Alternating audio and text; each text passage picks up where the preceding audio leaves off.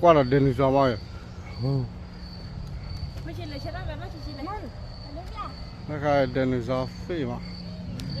là cái lúc quay mà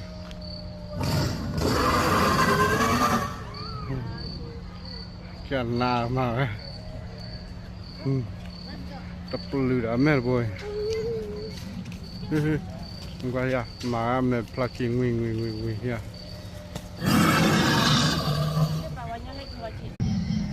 lấy đi vào cậu vào giặt đi à lạp cô lấy vào hết rồi ra lấy plucking à đi ra đi giặt đi nào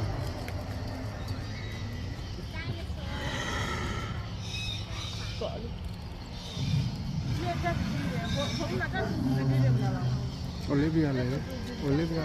The black one.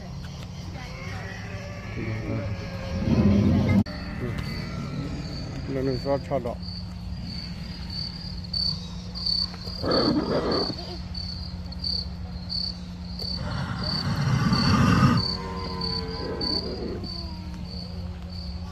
Này thì được miêu,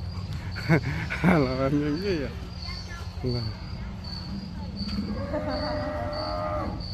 Nó có đi đâu là bả đặt lẹo là bà ôi nhà hay đâu rồi eat my hand eat my hand if you're real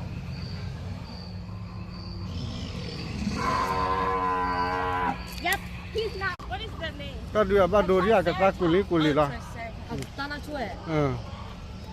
mà là bà đồ mà gì à cái bàn gì à chân lấy nào mà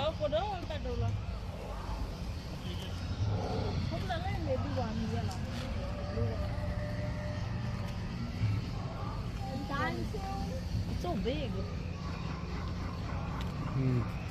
mà nếu mà ta bắt đồ được chia là mình là ta nói mình biết này có lê khai là miêu lại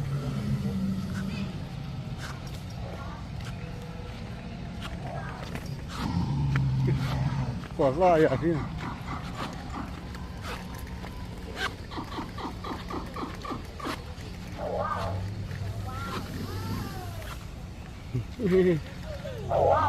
đây đi nó quay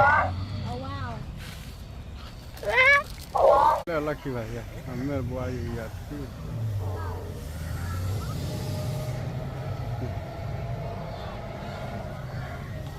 đi được khởi xí ra